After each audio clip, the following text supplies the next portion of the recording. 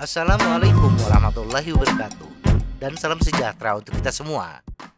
Kapan sebaiknya kita berlatih untuk mendapatkan hasil terbaik? Haruskah kita bersepeda di pagi hari ketika kita benar-benar segar? Ataukah bersepeda di malam hari ketika kita benar-benar bangun? Atau apakah bersepeda di pagi hari atau di malam hari tidak membuat banyak perbedaan? Mencari waktu untuk bersepeda secara rutin di tengah kesibukan kita menjadi tantangan tersendiri.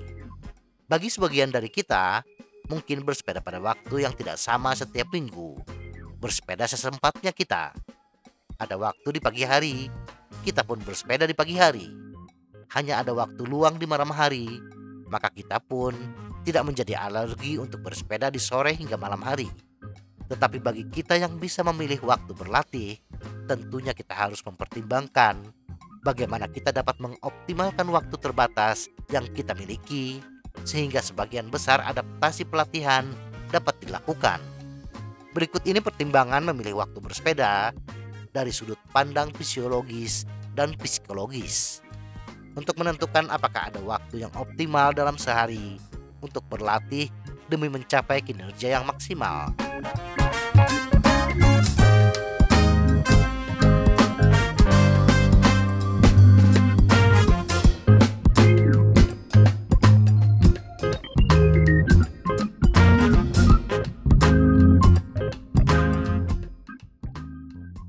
Ritme sirkadian pada kinerja pesepeda.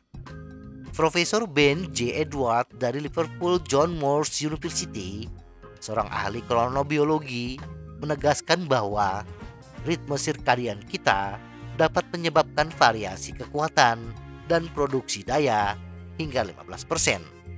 Ritme sirkadian adalah perubahan fisik, mental, dan perilaku yang mengikuti siklus 24 jam yang dipengaruhi oleh lingkungan dan siklus terang gelap. Proses evolusi siklus terang gelap menciptakan apa yang kita sebut jam tubuh di otak kita. Nukleus suprachiasmatik ini berada di bagian otak yang disebut hipotalamus dan bisa kita analogikan seperti konduktor dalam sebuah orkestra. Nukleus ini menjaga semua jam molekuler dan protein kita tepat waktu dan dalam regulasi. Artinya, kita tetap aktif dan terjaga di siang hari dan tidur di malam hari. Ini mengatur gaya hidup kita, seberapa waspada kita, seberapa termotivasi kita, dan bagaimana kita merekrut otot, dan bagaimana kita mengerahkan tenaga kita.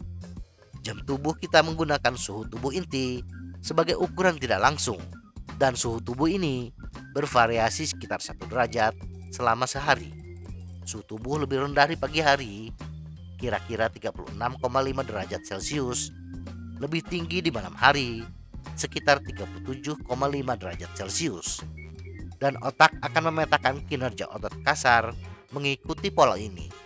Kinerja otot akan lebih kuat antara pukul 17.00 hingga 20.00. Dengan demikian, sesi terbaik untuk bersepeda adalah di malam hari. Tetapi berkeringat di malam hari menjadikan kita sulit untuk tidur setelah bersepeda. Karena tubuh perlu waktu untuk perbaikan dan pemulihan. Oleh karena itu, bersepedalah sekitar 3 hingga 4 jam sebelum jadwal tidur kita untuk menghindari lonjakan endorfin dan adrenalin yang dapat membuat sulit untuk tertidur dan menyebabkan kurang tidur. Jadi, walaupun kita memanfaatkan waktu puncak kinerja otot, tetapi bila diiringi dengan kurangnya waktu tidur, kita masih belum memanfaatkan sepenuhnya evolusi sistem biologis yang telah diberikan kepada kita. Singkatnya, melatih keterampilan sederhana bisa kita lakukan pada pukul 12.00 dan pengembangan kekuatan akan lebih efektif pada pukul 17.00 hingga 20.00. Tetapi terlepas dari ritme sirkadian kita, jika kita tidak dapat menyesuaikan latihan malam dengan gaya hidup kita, jangan berkecil hati. Kapanpun kita berlatih, kita akan mendapatkan keuntungan darinya. Bagi manusia, waktu optimal untuk berlatih adalah waktu yang bisa kita luangkan. Itu harus sesuai dengan gaya hidup kita sendiri. Meskipun berolahraga di malam hari adalah yang terbaik untuk adaptasi otot, pagi hari memiliki kelebihannya sendiri. Apalagi bila tujuan kita berlatih untuk mengikuti kompetisi, maka berlatih di waktu yang sama dengan waktu kompetisi memungkinkan sistem tubuh untuk menyesuaikan dan mempersiapkan diri. Kelelahan mental dan pengerahan tenaga yang dirasakan, sementara sistem fisiologis meningkat seiring berjalannya hari, dimensi psikologis juga perlu dipertimbangkan. Profesor Jeroen van Ketsem, peneliti psikofisiologi di Vrije Universiteit Brussels, Belgia, menegaskan bahwa kelelahan mental akan mempengaruhi kinerja olahraga.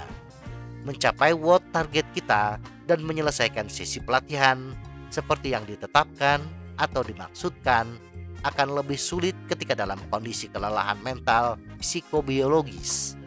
Dan dengan demikian akan menurunkan kinerja kita. Jangka waktu yang lama dari aktivitas kognitif yang menuntut seperti hari kerja kantor dapat menyebabkan kelelahan mental. Jadi, hal ini terkesan bertentangan dengan manfaat fisiologis, di mana malam hari adalah waktu optimal. Penting untuk disadari bahwa rasa lelah mental berbeda dengan rasa ngantuk. Ngantuk adalah perasaan yang hanya dapat kita pulihkan dengan istirahat atau tidur. Tetapi kelelahan mental dapat kita pulihkan dengan melakukan aktivitas lain. Cukup dengan beristirahat sejenak selama 5 hingga 10 menit, kita sudah akan mengalami penurunan yang signifikan dalam tingkat kelelahan mental subjektif kita. Hindari bergegas langsung dari tempat kerja ke sepeda kita. Dengan memisahkan beberapa aktivitas, kita dapat merasa berenergi kembali dan lebih siap untuk menangani pelatihan. Selain istirahat sebelum berolahraga, kelelahan mental juga dapat diatasi dengan mengkonsumsi kafein. Efektivitas kafein tidak hanya ketika diminum, tetapi juga bisa hanya dengan berkumur saja. Van Ketsem menemukan bahwa membilas mulut dengan larutan kafein dan karbohidrat dapat menetralkan kelelahan mental pada ketiga tingkat: subjektif, perilaku, dan neurofisiologis. Kafein bekerja melawan kelelahan mental karena menghambat reseptor adenosin di otak, di mana kadar adenosin meningkat selama jam bangun dan saat mengarahkan upaya kognitif dan terkait dengan kelelahan mental. Dari perspektif kelelahan mental, dalam hal mencapai tingkat kinerja optimal kita, waktu terbaik untuk berlatih harus disesuaikan dengan tingkat kelelahan mental kita sendiri. Dan ini tentunya berbeda untuk setiap pesepeda. Bisa jadi jumlah kelelahan mental kita akibat dari bekerja seharian penuh terlalu banyak untuk diperbaiki dengan istirahat sejenak. Dalam situasi ini, jika mungkin selesaikan sesi lebih awal pada hari sebelum kita merasakan kelelahan mental yang banyak. Jika kita ingin berlatih ketahanan terhadap kelelahan mental, maka tentu saja kebalikannya. Latih langsung setelah kita selesai bekerja atau tugas kognitif apapun. Meningkatkan kinerja olahraga kita tidak hanya terdiri dari memperluas batasan fisik kita. Aspek mental juga harus dipertimbangkan, difokuskan, dan didorong, tetapi semuanya dalam jumlah sedang. Jadi apa yang kita pelajari? Waktu terbaik untuk berlatih akan berbeda untuk setiap orang. Kita semua memiliki rutinitas hidup sendiri, serta keterbatasan ruang dan waktu. Menyelesaikan sesi latihan adalah prioritas di atas segalanya. Tetapi jika kita dapat mengubah hari kita, inilah cara kita dapat mengoptimalkan pelatihan berbagai aspek kinerja olahraga kita. Rentang waktu untuk sesi fisik yang lebih sulit cukup besar, jam 17.00 hingga jam 20.00, sehingga ada ruang untuk pengoptimalan lebih lanjut. Jika kita memiliki waktu tidur lebih awal, sebaiknya pastikan sesi latihan kita mendekati pukul 17.00, karena kita membutuhkan jeda yang cukup sekitar 3 hingga 4 jam sebelum tidur, sehingga akan mengurangi gangguan tidur, meningkatkan pemulihan, dan meningkatkan kinerja kita di sesi berikutnya. Tetapi harus diingat, semua saran ini bukan segalanya, karena ada faktor lain yang memang harus dipertimbangkan. Dengan bersepeda di luar ruangan misalnya, menghindari waktu-waktu sibuk di jalan, awal dan akhir hari sekolah atau hari kerja adalah masuk akal. Kita mungkin tidak merasa percaya diri, melesat di sepanjang jalur dalam kegelapan, sehingga siang hari harus dimanfaatkan. Jangankan kita, matahari saja jam terbit dan tenggelamnya berbeda sepanjang hari dalam setahun. Untuk bersepeda di dalam ruangan, meskipun sinar matahari seharusnya tidak menghalangi kita, tetapi tetap saja kita tidak bisa bersepeda pada waktu yang kita inginkan. Bisa jadi karena ruangan yang digunakan anggota keluarga lain, atau berisiknya sepeda statis mengganggu orang rumah, sehingga tetap kita harus menyesuaikan waktu latihan kita. Selain mempertimbangkan waktu optimal untuk berlatih, sehubungan dengan jam tubuh kita dan tingkat kelelahan mental kita yang terakumulasi, kita perlu memastikan bahwa rencana tersebut dapat dicapai. Jangan berlatih di mana kita tidak memiliki waktu buffer di akhir.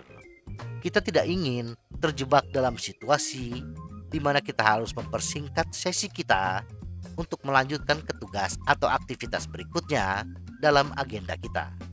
Untuk mencegahnya, pastikan semua yang kita butuhkan untuk sesi sudah disiapkan sebelumnya atau pilih slot yang sedikit lebih lama. Di samping semua faktor lain ini, akan sangat berguna jika kita memiliki gagasan tentang waktu optimal dalam sehari untuk berlatih. Semoga informasi ini bermanfaat. Tetap sehat, salam goes.